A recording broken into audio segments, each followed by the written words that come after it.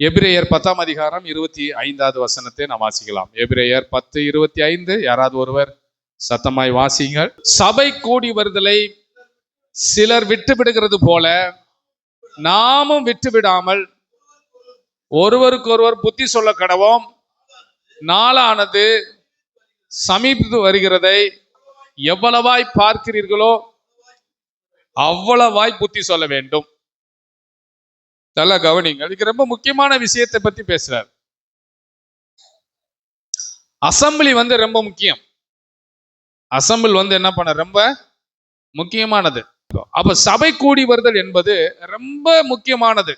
Assemble அப்படின்றது ரொம்ப முக்கியம். சபை கூடி வருதல், சபையாக நாம் சேர்ந்து ஆராதிப்பது, சபையாக நாம் இணைந்து ஒரு காரியத்தை செய்வது என்பது ரொம்ப ரொம்ப முக்கியம். இல்ல நான் தனியா பார்த்துக்கிறேன், நான் தனியா செஞ்சிருவேன் அப்படி இல்லை.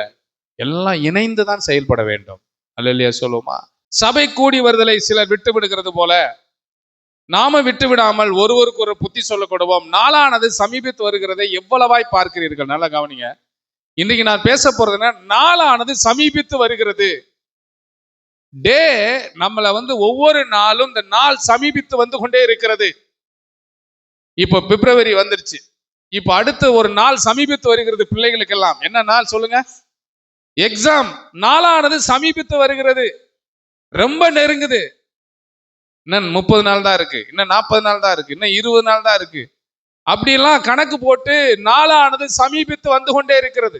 அரசியல்வாதிகளுக்கு, அவர்களுக்கு எலெக்ஷனுக்காக நாளானது சமீபித்து வந்து கொண்டே இருக்கிறது. நன்றாய் கவனிங்கள் சபையே, நமக்கும் நாளானது சமீபித்து வருகிறது. என்னன்னா, தேவனாகிய கர்த்தர் இந்த பூமியில வரப்போகிறார், மத்திய ஆகாயத்திலே வெளிப்பட போகிறார். நாளானது சமீபித்து வருகிறபடினால் நீங்கள் ஒருவருக்கு ஒருவர் புத்தி சொல்ல வேண்டும். ஒருவருக்கு ஒரு என்ன பண்ணணும்? புத்தி சொல்லணும். இன்னைக்கு புத்தி சொன்னா யாராவது கேட்கிறாங்களா? நீங்க எல்லாம் இருக்கிறீங்க, அம்மா அப்பா இருக்கிறீங்க, பேரண்ட்ஸ் இருக்கிறீங்க. உங்க பிள்ளைகளுக்கு ஒரு புத்திமதி சொல்ல முடியுதா? உங்களால ஃப்ரீயா சொல்ல முடியல. நீங்க சொல்லிக்கிட்டு இருக்கும் போதே அப்படியே கிளம்பி போயிட்டே இருக்க, செருப்பை மாட்டிட்டு போயிட்டே இருக்கான். எவன் காதுல எவன் சங்கு ஊதுனா என்ன, எனக்கு என்னன்னு போயிட்டே இருக்கு. இப்படிப்பட்ட ஒரு சந்ததி தான் இன்றைக்கு இருந்து கொண்டிருக்கிறது. நான் சொல்லுகிறேன், நாளானது சமீபித்து வருகிறது. இதை அறிந்து நாம் புத்தி சொல்ல கடவோம் என்று சொல்லப்பட்டிருக்கிறது. புத்தி சொன்னால் யார் கேட்கிறா? யார் கேட்கிறா? ஆனால் நாம் கிறிஸ்தவ பிள்ளைகளா இருக்கிற நாம் புத்தி சொன்னா கேட்டுக்கொள்ள வேண்டும். அது உங்களுக்கு பிளஸிங். அல்லேலூயா சொல்லுவோமா? புத்தி சொன்னா கேட்டுக்கொள்ளணும், அறிவுரை சொன்னா கேட்கணும். சில நேரங்களில் சில மனிதர்கள் நமக்கு நல்லது சொல்லும் போது அது இரிட்டேட்டிங்கா இருக்கும். இப்ப நான் கூட சில பிரசங்கம் பண்ணும்போது, சில கவுன்சிலிங், சில ஆலோசனை கொடுக்கும்போது ஒரு மாதிரியே தான் இருக்கும். ஆனால் வசனம் சொல்லுகிறது, முடிவில அது உங்களுக்கு ஆசீர்வாதத்தை கொண்டு வரும். அல்லேலூயா. அதனால நாளானது சமீபித்து வருகிறது.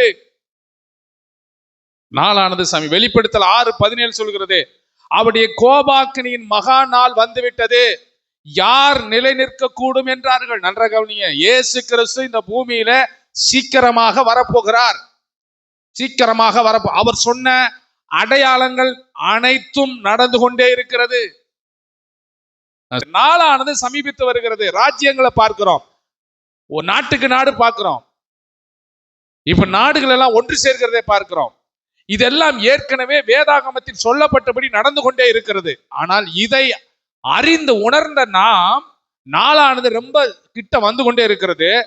அதனாலதான் வசனம் சொல்லு, அப்படி கோபாக்கினால் வந்துவிட்டது, யார் நிலை நிற்க கூடும்?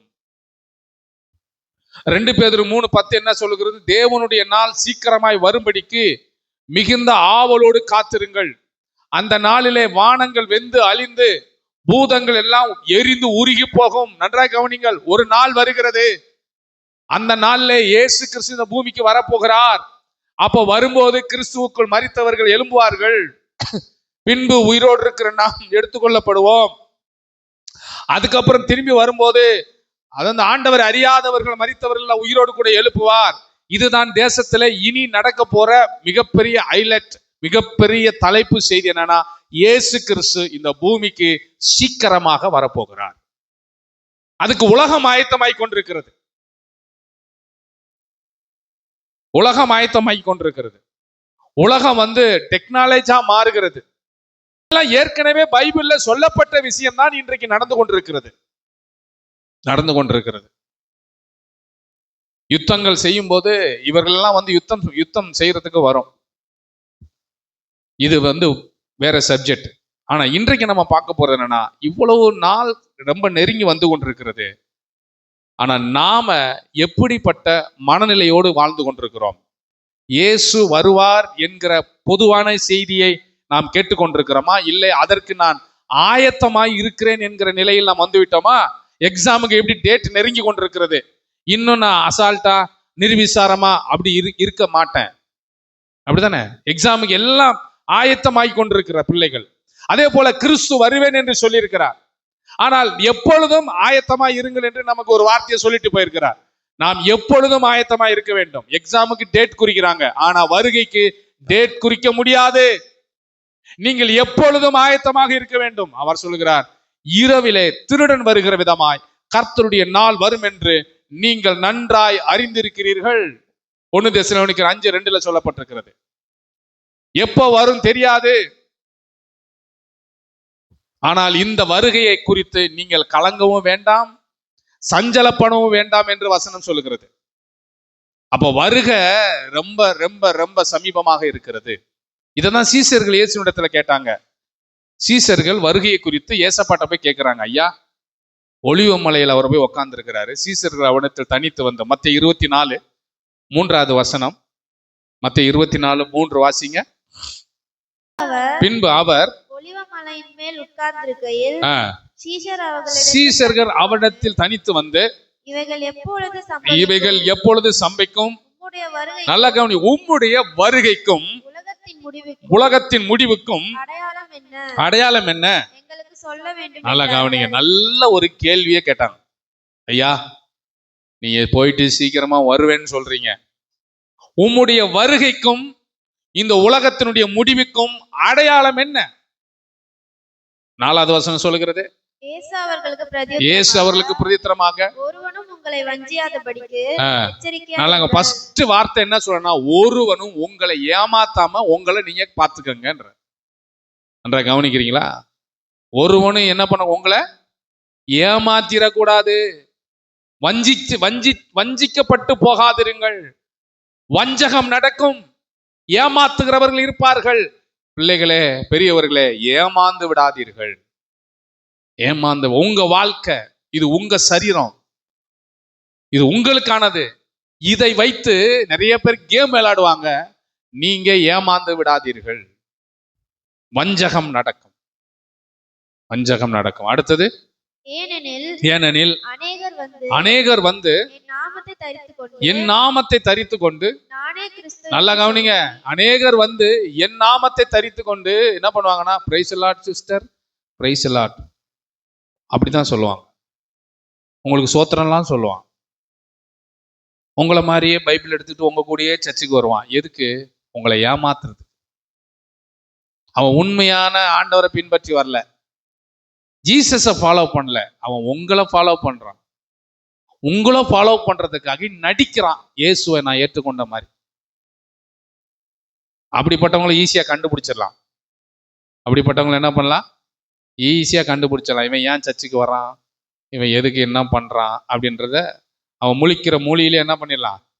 கண்டுபிடிச்சிடலாம். கண்டுபிடிச்சு எனக்கு நல்லதுக்கு தான் ஒத்து போவோம். இது மாதிரி கெட்டதுக்கு இல்லாம அவங்கள நாங்க வந்து பார்த்துக்கிட்டு இருப்போம். அல்லேலூயா.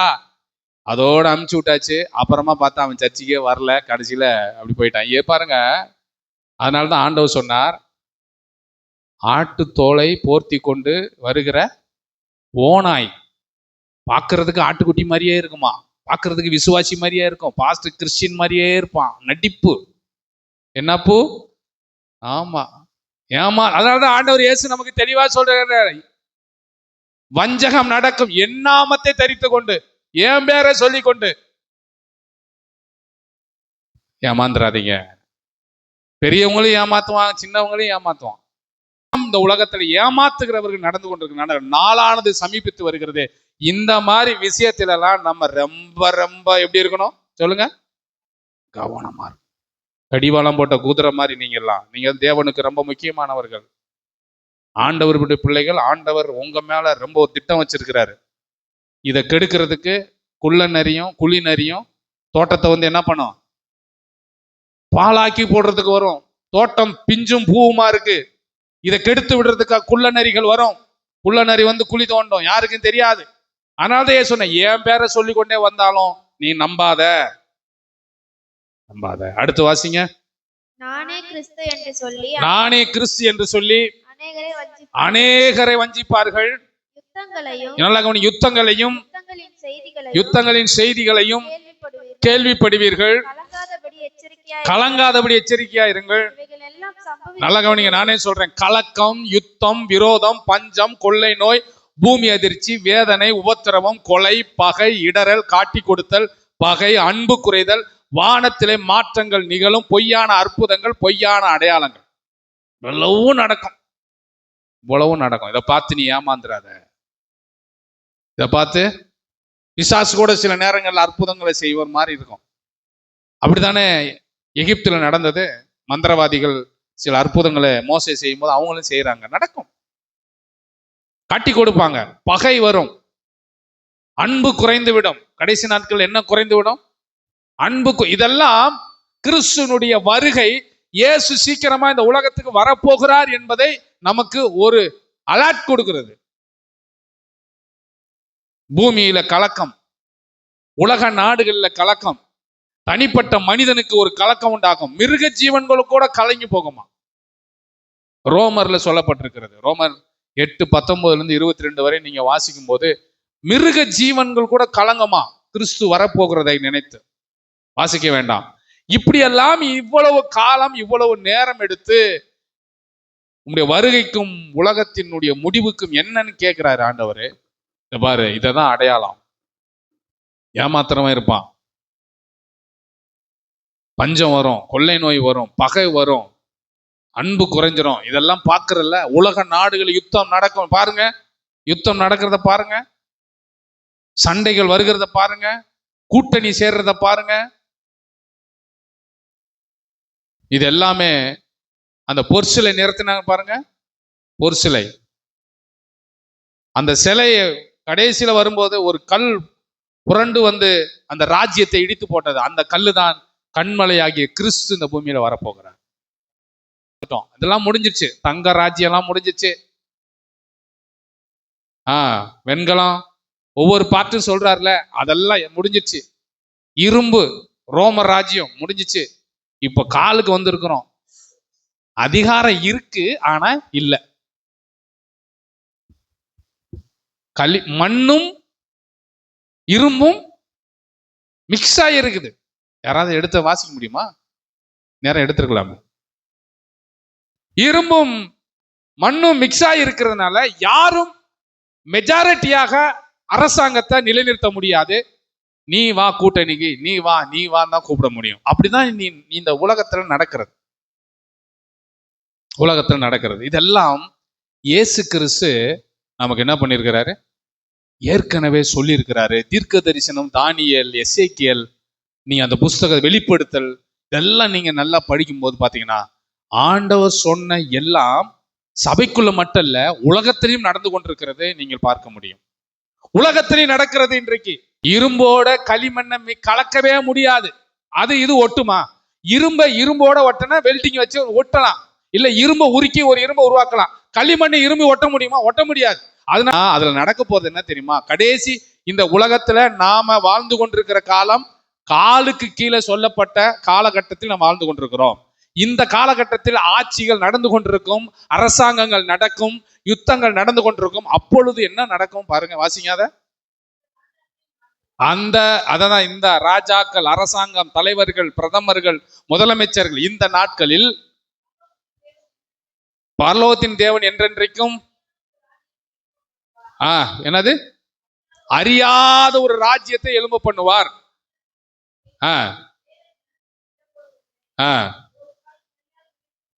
நல்ல கவனிங்க. இப்பதான் சொல்ல, ஒரு கல்லால் பெயர்க்கப்படாத உருண்டு வந்து இரும்பையும் வெண்கலத்தையும் களிமண்ணையும் வெள்ளியையும் நொறுக்கினதை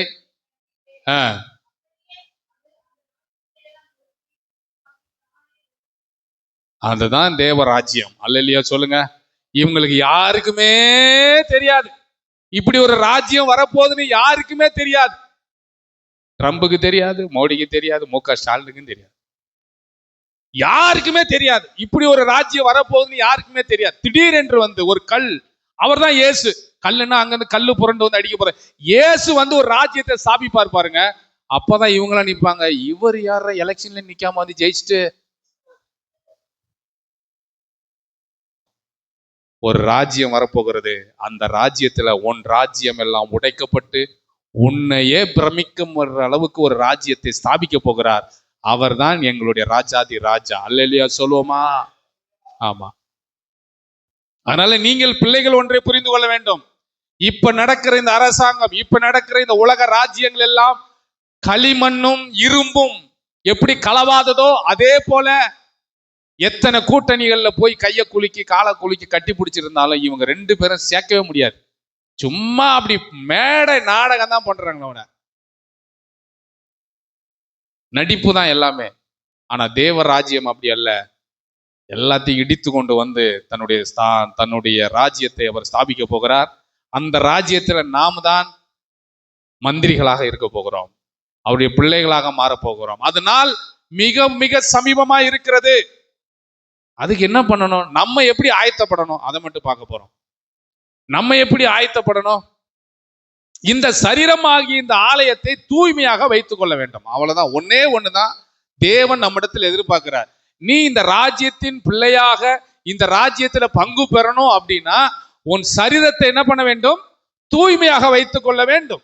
1 கொரிந்தியர் 9:27 சொல்லுகிறது, மற்றவர்களுக்கு பிரசங்கம் பண்ணுகிற நான் தானே ஆகாதவனாய் போகாதபடிக்கு என் சரீரத்தை ஒடுக்கி கீழ்ப்படுத்துகிறேன்.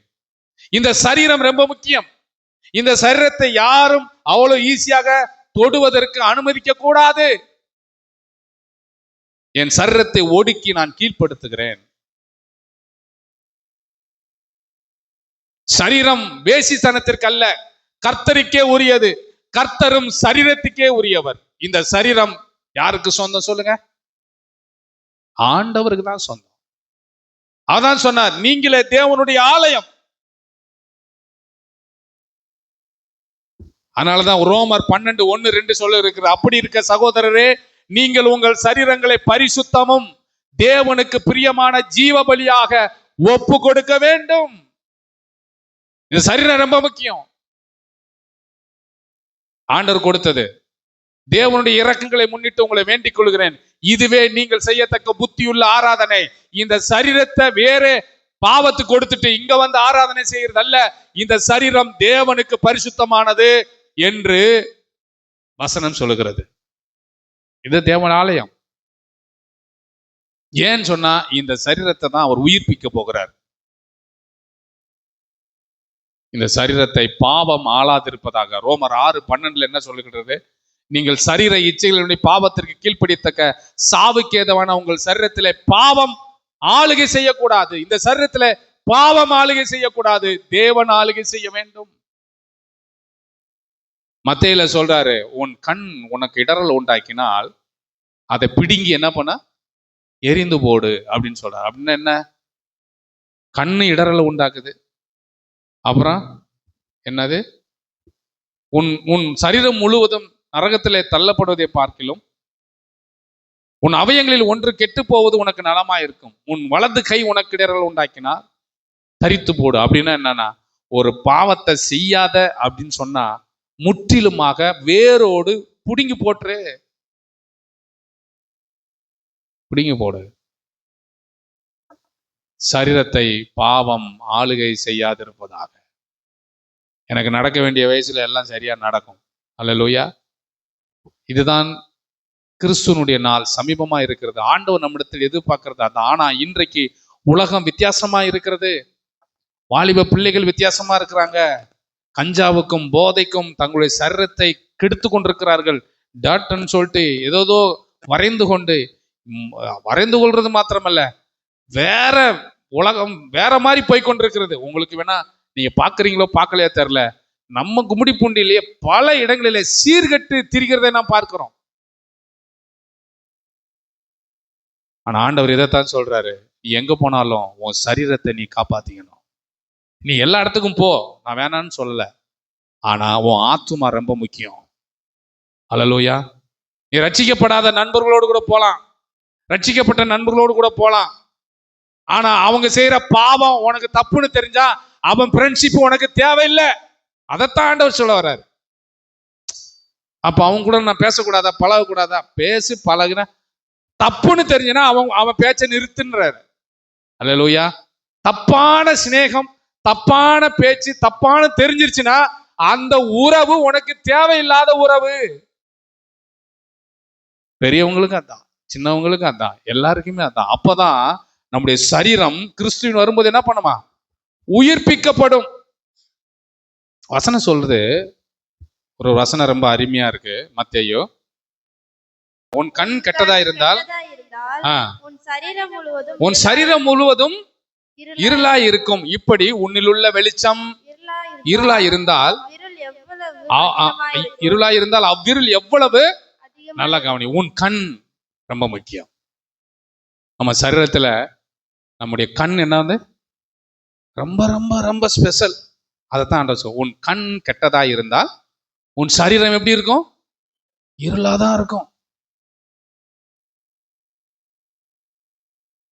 இப்படி உனக்குள்ள இருக்கிற வெளிச்சம் இருளாகாம இருக்கிறதுக்கு, இப்படி உன்னுள்ள வெளிச்சம் இருளா இருந்தால் அவ்விருள் எவ்வளவு அதிகமாக இருக்கும். கண்ணு ரொம்ப முக்கியம். உன் கண் கெட்டதா இருக்கக்கூடாது, கண் நல்லதாக இருக்க வேண்டும். நல்லதா இருந்தா உனக்குள்ள நல்லது வெளிப்படும். இதுல இன்னும் லூக்கா 11:36 சொல்லப்பட்டிருக்கிறது. 11:36, உன் சரீரம் ஒரு புறத்தில் இருளடைந்திராமல். லூக்கா 11:36 வாசிக்கலாம். 11:36 யாராவது வாசிங்க. நல்லா கவனி. உங்க நல்லா இந்த வசனம் ரொம்ப ரொம்ப முக்கியம், இம்பார்ட்டன்ட். உன் சரீரம், நல்லா கவனி, இதுதான் சரீரம்னு வச்சுங்களேன். இந்த ஃபுல் பீட் தான் சரீரம். என்ன பாருங்க, இந்த சரீரம், இந்த சரீரத்தை ரெண்டா நான் பார்க்கிறேன். இது ஒரு புறத்தில் இருள் அடைந்திராமல், ஒரு புறத்துல இருள் அடைந்திராமல் முழுவதுமாக வெளிச்சமா இருந்தால், தன் பிரகாசத்தினாலே உனக்கு வெளிச்சம் கொடுக்கிறது போல உன் சரீரம் முழுவதும், நல்லா கவனிங்க, இந்த சரீரத்தை ரெண்டா பார்த்தா ஒரு பக்கம் இருள் அடைந்திராமல் முழுவதுமாக வெளிச்சமா இருந்தால் இந்த சரீரம் நல்ல சரீரம். இந்த சரீரத்தை ரெண்டா பிரிச்சு ஒரு பக்கம் இருள் ஒரு பக்கம் வெளிச்சம் இருந்தால் அது நல்ல சரீரம் கிடையாது. எப்படி சொல்றேன்? ஒரு பக்கம் வெளிச்சம் மறுபக்கம் இருள். எப்படின்னா, வெளியில நல்ல பையன், வீட்டுல, சொல்லுங்க, வீட்டுல கெட்ட பையன். இல்ல, வீட்டுல கெட்ட பையன், வெளியில நல்ல பையன். மற்றவர்களுக்கெல்லாம் நல்லவர், வல்லவர். ஆனா தனிப்பட்ட வாழ்க்கையில, வீட்டுல ரொம்ப மோசம். சபையில பாஸ்டருக்கு நல்லவர், ஆனா வீட்டுல கணவனுக்கு, மனைவிக்கு, பிள்ளைகளுக்கு நல்லவரா? கெட்டவர். இதுதான் ஒரு பக்கம் இருள் ஒரு பக்கம் வெளிச்சம். வெளியிலே வசனம், ஊழியம், ஜெபம் எல்லாமே இருக்கும். ஆனா உள்ளுக்குள்ள பயங்கரம் வேற மாதிரி இருக்கிறாரு.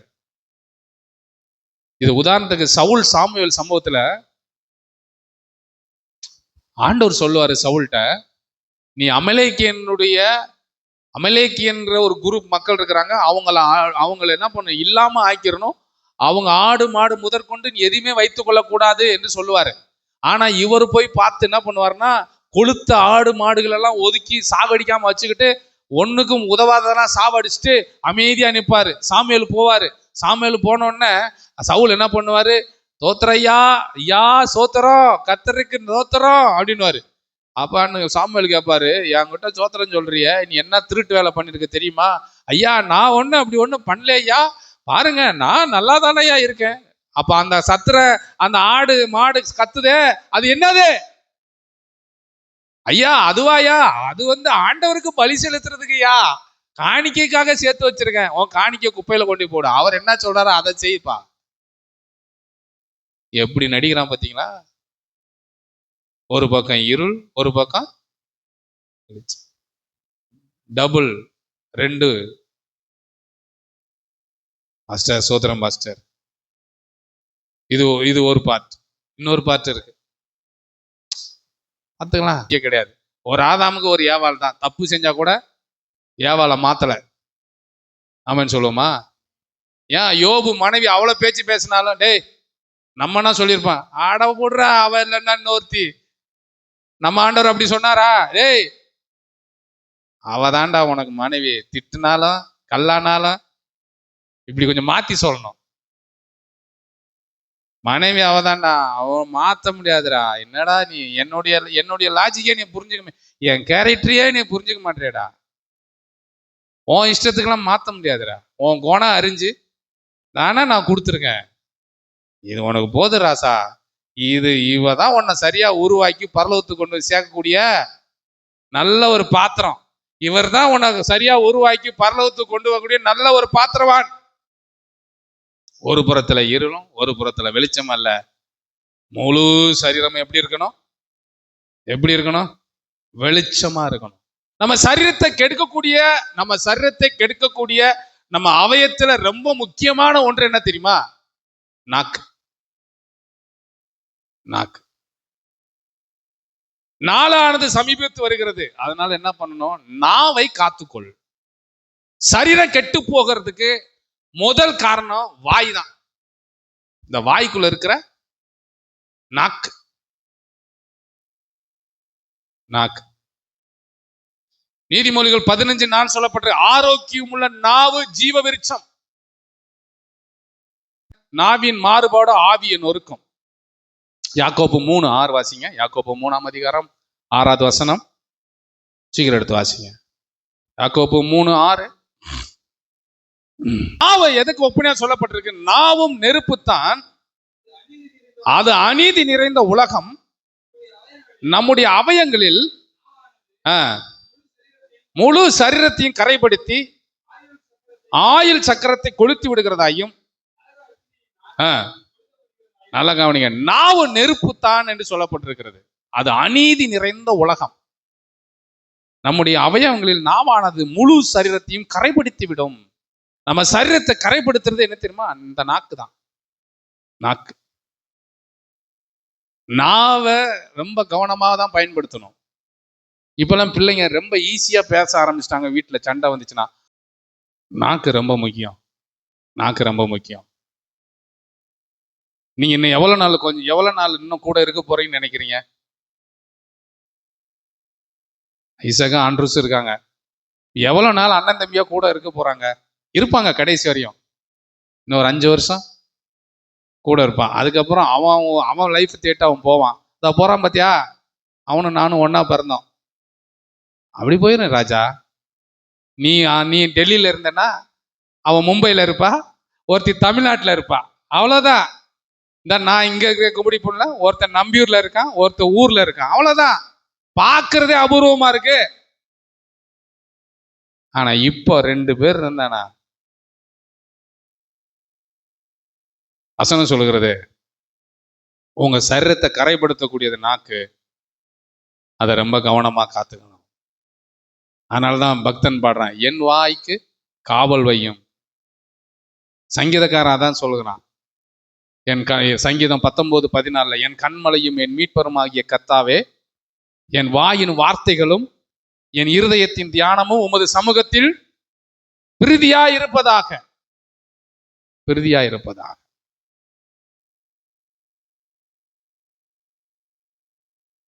என் வாயின் வார்த்தை என் இருதயத்தின் தியானம் உமது சமூகத்துல பிரீதியாரு. நம்ம எப்படிப்பட்ட வார்த்தைகளை பயன்படுத்துறோம்? அம்மா அப்பா நம்மகிட்ட ஒண்ணு சொல்லும் போதே அம்மாவை எதிர்த்து பேசுறதுக்கு இன்னைக்கு பிள்ளைகள் துணிஞ்சிருக்கிறாங்க. நன்ற கவனிங்க பிள்ளைங்க, அப்படிலாம் பேசாதீங்க. எதிர்த்து பேசாத. நாங்கெல்லாம் ஒரு வார்த்தை கூட அப்பெல்லாம் எதிர்த்து பேச முடியாது, பேசவும் மாட்டோம். எவ்வளவு அடி அடிச்சாலும் சில மாதிரி தான் நிற்போமோ ஒழிய எதிர்த்து பேசினதே கிடையாது. ஏன் அடிச்சாங்க? தப்பு பண்ண அடிச்சாங்க. எங்க ஊர்ல நிறைய முந்திரி மரம் இருக்கு. முந்திரி பழம் பறிக்க கூடாது. சனி ஞாயிறு லீவு விட்டாச்சு, நீ பாட்டுக்கு மரத்துல ஏறி முந்திரி பழம் பறிக்கணும், மேலே போய் பறிச்சு அங்கேருந்து விழுந்துங்கன்னு செத்து போவோம், அங்கே பறிக்காதன்னு சொல்லுவாங்க. நாங்கள் போய் பறிப்போம். இவங்க என்ன சொல்றாங்களோ அதுக்கு ஆப்போசிட்டா பண்ணுவோம். அப்போ சாயந்தரம் அவங்க வேலைக்கு போயிட்டு வந்த உடனே நம்ம வீட்டில் நல்ல வயசான பாட்டிங்க அப்படியெல்லாம் 2-3 பேர் இருப்பாங்க. அவங்க என்ன பண்ணுவாங்க, ஓ மய வீட்லயே தங்கலை, ஒரே முந்திரி மரம் தான் இன்னைக்கு ஃபுல்லா போட்டு விட்டுருச்சா, நான் சொல்லுவேன், ஆத்தா நீ நல்லா இருப்ப, இதான் உனக்கு வேலை. எங்க அப்பா பேர் ஆறுமுகம். ஆறுமுகம் மயம் மூத்தவன் இருக்கானே, என்னதான் எல்லாமே கம்ப்ளைண்ட். கரும்பு ஏத்திட்டு போறாங்க டிராக்டர்ல, அத போய் வடிக்கிறான்ப்பா. டிராக்டர் ஏறி செத்து போயிட்டானா என்னப்பா பண்றது? இவருக்கு கோபம் பொத்துக்கிட்டு வரும். ஏண்டா நம்ம வயல்ல கரும்பு இல்லாம டிராக்டர்ல போய் கரும்பு, எவ்வளவு கரும்பு விளைஞ்சாலும் அந்த டிராக்டர்ல போய் ஒடிச்சு சாப்பிட்றது அவ்வளோ ஒரு சந்தோஷம். அடி வாங்கி என்ன அடி, ஓகேவா? சரீரத்தை கரைப்படுத்தக்கூடியது வாய், நாக்கு. அதை காத்துக்கொள்வோம். இயேசு கிறிஸ்து சீக்கிரம் வரப்போறார். நாளானது எப்படி இருக்கு? சமீபமா இருக்கிறது. வசனம் சொல்லுகிறது, உங்களே நீங்களே நிதானித்து அறிந்தீர்களானால் நீங்கள் நியாயம் தீர்க்க